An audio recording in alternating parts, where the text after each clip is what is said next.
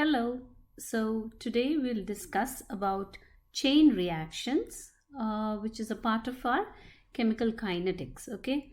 So when we try to know about what is chain reaction, before that we have to know what is a composite reaction. Okay, reactions പലതരത്തിലുണ്ട്, composite ഉണ്ട്, elementary ഉണ്ട്.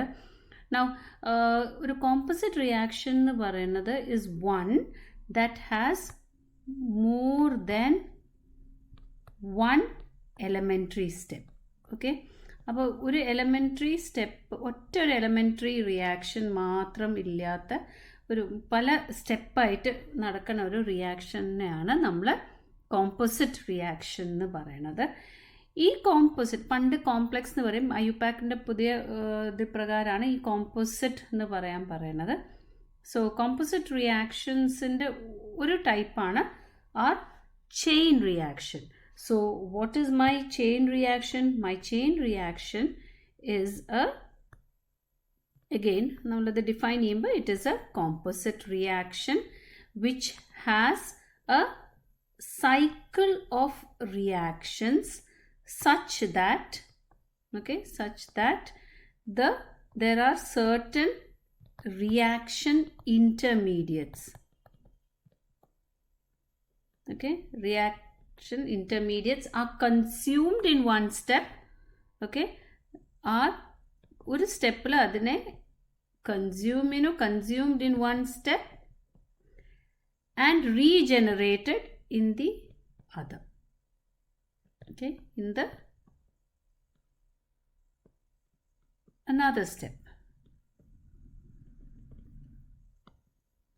So regenerated in another step. Okay, and the cycle is being repeated more than once, and this is what is called a chain reaction. Fine. So in general namukku chain reaction nu parna there are a couple of steps that we talk about, which are one, the chain initiation. Here what is happening is that there is a production of active species, okay, which sets in motion the chain process. അതായത് chain initiation stepil you will have reactive species being formed. The second step is the chain propagation.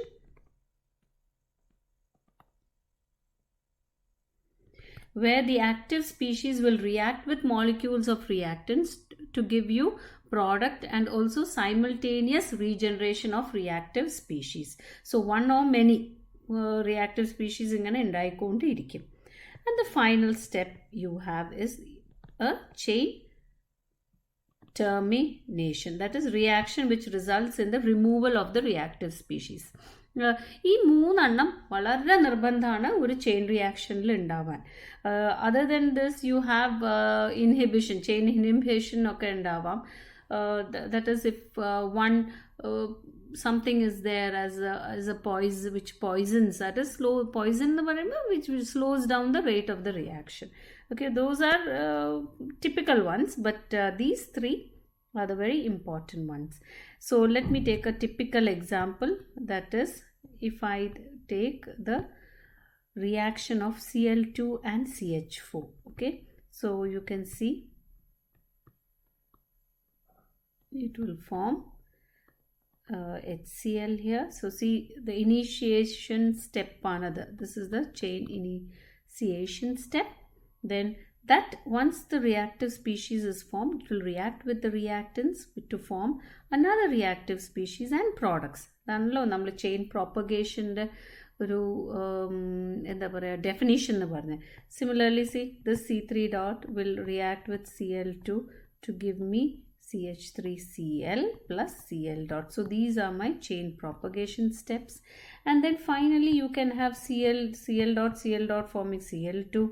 You can have CH3 dot forming C2H6, or you can have CH3 dot with Cl dot forming CH3Cl. So ingane you have the chain termination steps.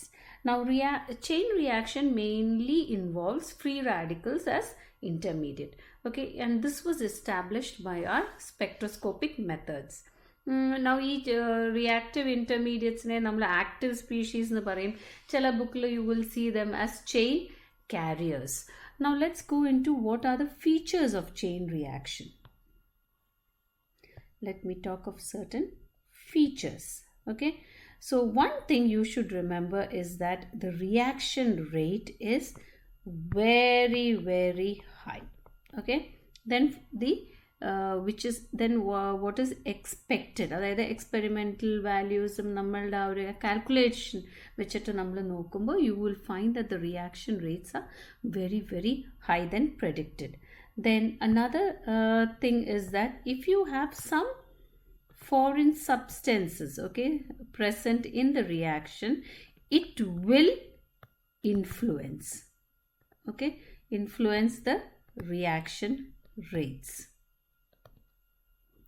So you can either, it may terminate the reaction, chala samayathu it may decrease the rate, chala it can enhance the rate. So it depends on what the effect of the foreign substance is, but it will definitely influence the reaction rate. Then you can have also light induced, okay, and these are what we call as photochemical. Okay, photochemical reactions, they are also a part of your chain reaction and they show very high quantum yield. Okay, so this is what we have to say there. And then in my kinetics, now let's go into the kinetics. So when we talk about the kinetics of the chain reaction, there are two approaches. Okay, we have two approaches, which is a bit complicated mathematical treatment and that is called the non-steady state treatment. Russians ഒക്കെ use ചെയ്യുന്ന treatment ആണത്. And another one is which is commonly used by the English, the other part of Europe they use the steady state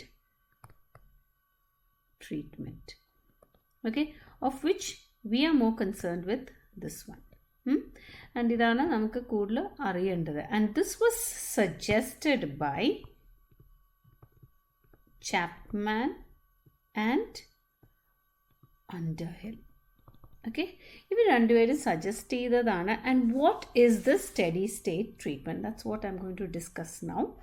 So steady state treatment or SSA, നമ്മൾ steady state approximation എന്ന് പറയും. Okay, here what does steady state approximation say is that if conditions are such, okay, if conditions are such that, okay, concentration of reactants, okay, concentration of the intermediates, not of the reactant, of the intermediate, which I am going to say as X, is always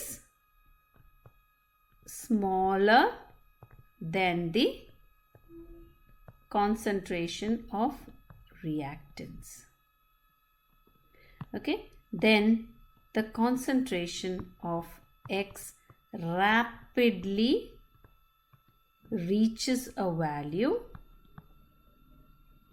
that is constant. Okay, so the conditions are such that the concentration of the intermediate X is always smaller than the concentration of the reactants.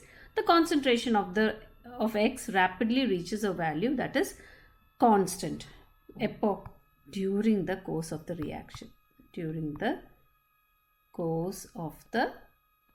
reaction. So what happens in such a case is that the rate of change in concentration of X is taken as 0. That is, intermediate is formed very slowly and disappears very fast. So we say the first derivative of the concentration of X, which will be equal to, ഇങ്ങനെയാണ് നമ്മൾ കാണിക്കുക, that is summation of we mean the velocity, or that is rate. So rate of formation of X and rate of disappearance of X, adana minus X, okay, will be equal to 0. That is, here this means the sum of all rates of all reactions that is leading to the formation of X, and this is the sum of rates of all reactions that is consuming X. Appo ingane oru idile we see that it is equal to 0. Okay, now how do you say that how can you say that the rate is the rate determining step? Okay, എങ്ങനെയാണ് നമ്മൾ എടുക്കണേ is what the next topic is about. And in this case, let me take a typical example, that is A plus B forming X, and I have K1 in the forward reaction, and because it's a equilibrium reaction, I know that K minus 1 will be the rate constant for the reverse reaction. All right, and then this X will form K2, which is will form Z, sorry, and K2 is the rate constant there. Now let me take the what is the rate of disappearance of A. How do you go that? By that, which is also equal to the rate of disappearance of B. ഇത് രണ്ടും reactants ആണ്. So you have to take where all B and A is happening. അത് മാത്രം നോക്കിയാൽ മതി, and you can see that in the first case K1 into A into B minus K minus 1 X. So I can write this reaction in this form. Okay, so that is in the forward reaction and the backward reaction. I can take it that forward reaction it is K1 into A into B, and that is the rate of this particular reaction is K1 into A into B, and it will be equal to minus of K minus 1 X, concentration of X, because this is in the reverse direction. And then what about the case of d of X by dt? Again, this is a disappearance. That is equal to, I have here, it is being formed, the first step. In this reverse direction, it is being lost, and then also in the second step, I am not, it is in the reactant side. So it will be minus K2 into X. So what is d of Z by dt? That this is the rate of the reaction, the formation. Okay, the formation of the product, that is K2 into X. This is what I say as 3. Okay, equation 3. Now by steady state approximation, I can put d of X by dt, I can set it to 0. So my equation 2 will become 0. So equation 2 ipo engane irikkum? It will be like K1 A into B minus K minus 1 X K2 X is equal to 0. And from here I can do some kind of a rearrangement. I can take all the X terms in one side. I'm just making these positive by taking it to the other side of the equal side. So X into K minus 1 plus K2 equal to K1 into A into B. Thus, what is the concentration of X? That is K1 into A into B divided by K minus 1 plus K2. Okay, so this is, let me call this equation number 4, and let me put this equation in equation number 3, that is the value of X in equation number 3, and what do I get? The dz by dt is equal to K1 K2 A B by concentration of A into B by K minus 1 plus K2.